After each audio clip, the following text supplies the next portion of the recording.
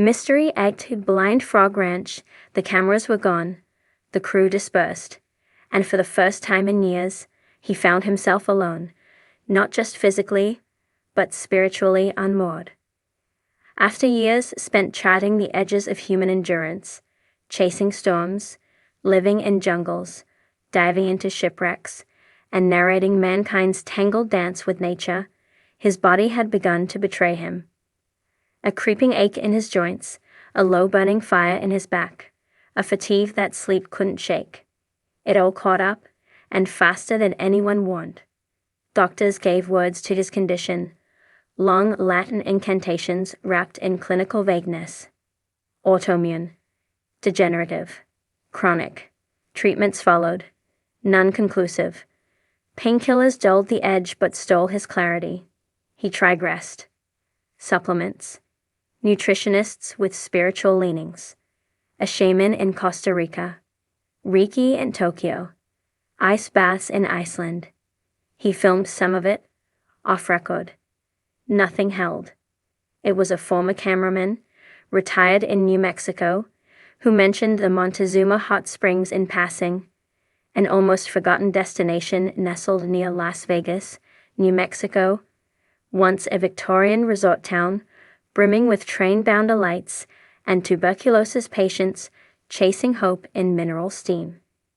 The idea lingered, absurd, and oddly magnetic. He booked a flight. He arrived without fanfare, his luggage carrying more doubt than belongings. The town was quiet, cradled in golden late summer light. New Mexico stretched around him like a painting that refused to move. Atop a hill loomed the massive, castle-like former hotel now part of a university. It looked like it had stepped out of a fever dream, a surreal sentinel overlooking the earth-toned valley. The hot springs weren't hidden. In fact, they were right off the road, free, open, no admission booth or commercial trappings. Just a series of stone tubs, etched into a hill slope above the Galinas River, each labeled with its temperature, 99 degrees, 102 degrees, 106 degrees. The water flowed from deep within the earth, steaming, sulfur-scented, faintly metallic. He lowered himself into the warmest pool slowly, his back complaining even as the heat embraced him. The minerals worked into his skin, lithium, arsenic, calcium, magnesium, all naturally occurring, all swirling in invisible alchemy. The rocks were smooth beneath him. Trees whispered overhead. There were no cameras, no monitors, no voiceover scripts. The world was still. The first soak did not heal him. But something shifted. He noticed the birdsong, the high flutes of finches, the solitary calls of crows. He noticed the way the water created concentric rings when the wind breathed across it. His breath slowed. A kind of surrender began. He returned the next day and the next. Each time, the springs were different. Some mornings, fog pulled low and thick like breath on glass.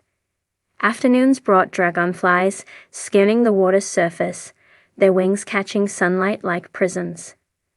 A raven watched him from the branch of a cottonwood for 3 days straight. On the fourth, it was gone.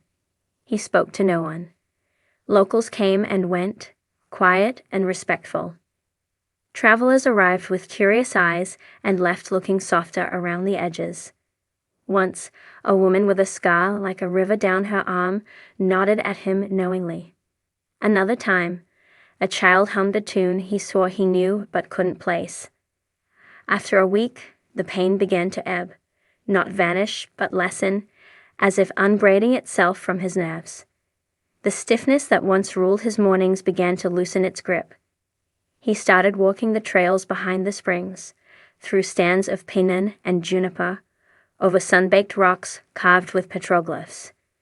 Lizards scattered underfoot. In the distance, the Sangre de Cristo Mountains held their blue silhouettes against the sky. He didn't call it healing. Not yet. That word had become too precious, too loaded. but he began waking without dread. He slept without medication. He started to eat again. Real food, simple food, beans, green chile, tortillas handmade by a woman who smiled with her whole face. He started to write again, not a script or a pitch or an outline, but reflections. Thoughts unbound by deadlines. A notebook filled quickly.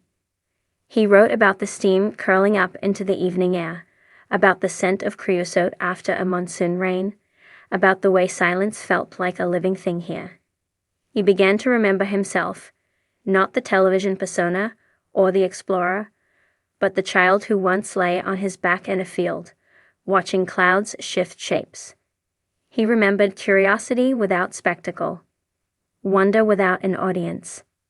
One day, a man with a sun-beaten hat and a long, feathered braid sat across from him in the adjacent pool. Neither spoke for a long time.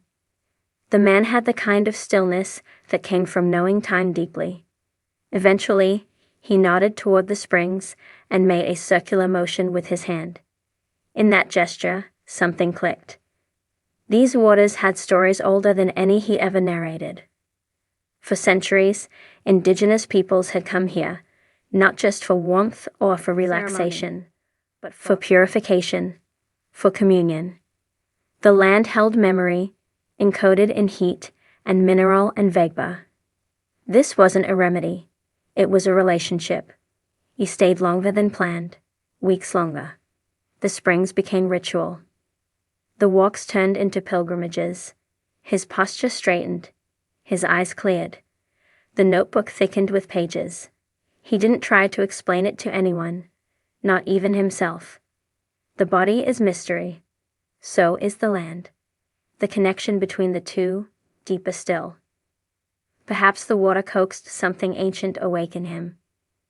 Perhaps the stillness, the sky, the return to elemental rhythms did the work. When he finally returned home, he found it strange to sit under artificial light. The city smelled unfamiliar. Noise grated. His phone blinked with messages from agents, producers, sponsors. He read them slowly, carefully. Many wanted to know what came next. He had no answer yet. But one thing he did know, he would return to Montezuma, not to film it, not to monetize or brand or dissect it, but to listen, to soak, to remember that somewhere beneath all the layers of pain, of fame, of identity, he was a human body held in earth-warmed water, and for a little while, that was enough. Maybe it was the lithium in the water easing his mind. Maybe it was the heat undoing knots in muscle and memory. Maybe it was faith, accidental and unadmitted. Or maybe it was simply the moment he stopped resisting, stopped documenting life, and chose to feel it. For years, he had been the lens through which others saw the world. Rainforests, deserts, war zones, coral reefs, he had narrated them all. His voice carried the weight of knowledge, the thrill of the unknown, the curiosity of a species trying to understand its planet. But behind the camera, behind the rugged charm and scientific authority, something had begun to unravel. It started subtly. Fatigue that stretched longer each week. A persistent ache in the joints, a mind slower to form words. Then came the diagnosis, a quiet phrase dropped in a sterile room. Autoimmune. Something in him attacking something else in him. No real answers. Just a list of symptoms and treatments that were more art than science. The irony stung. A man who'd stood on the caldera of live volcanoes now felled by his own immune system. His body had become alien. Betrayal crept in through the soft places. Rest became a necessity, then an obligation, and then a kind of exile. He had always believed in the body as an instrument, honed through experience. Now it was a puzzle he could no longer solve. Travel lost its shine. Cameras began to feel heavy. The world felt observed but not felt. And in that numbness, a whisper took hold. something about healing, about surrender, about stillness. It was a former colleague, a sound engineer with a history of alternative fixes, who first mentioned the Montezuma Hot Springs in passing. New Mexico, the high desert. Mineral water known for centuries. Some local legend, some unscientific law. A place where things slowed down. He didn't expect much. At best, it might be a brief escape from the weight of not knowing. At worst, it would be another well-dressed myth, like so many others he'd filmed and filed away in memory. The approach to Las Vegas, New Mexico felt surreal. A town once vibrant with railroad wealth, now quiet, with time thick in the air. Above it stood the looming Gothic beauty of the Montezuma Castle, now part of a university, perched like a European mirage in the Golden Hills.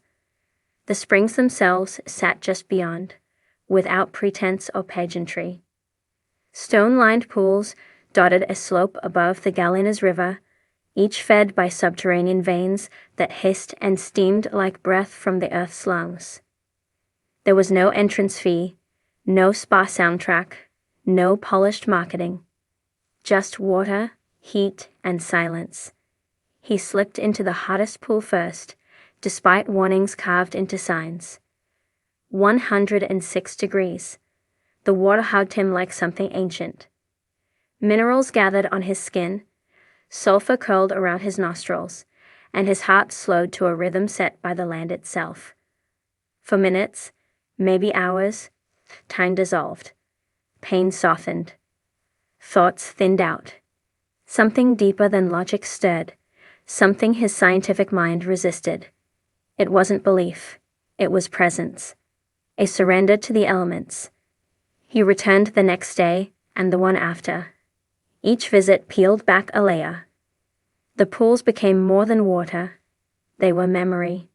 Not his, but the land's. The way the stone cradled warmth felt deliberate. The way the heat targeted soreness, as if it recognized what needed mending. There was no miracle. Just change. Subtle, steady, undeniable. He began waking earlier. Walking the hills before sunrise. His gait, once stiff, loosened in the cool desert air. Shadows moved slowly across the land. Ravens traced lazy arcs above the treetops. The land seemed to breathe, and he found himself breathing with it.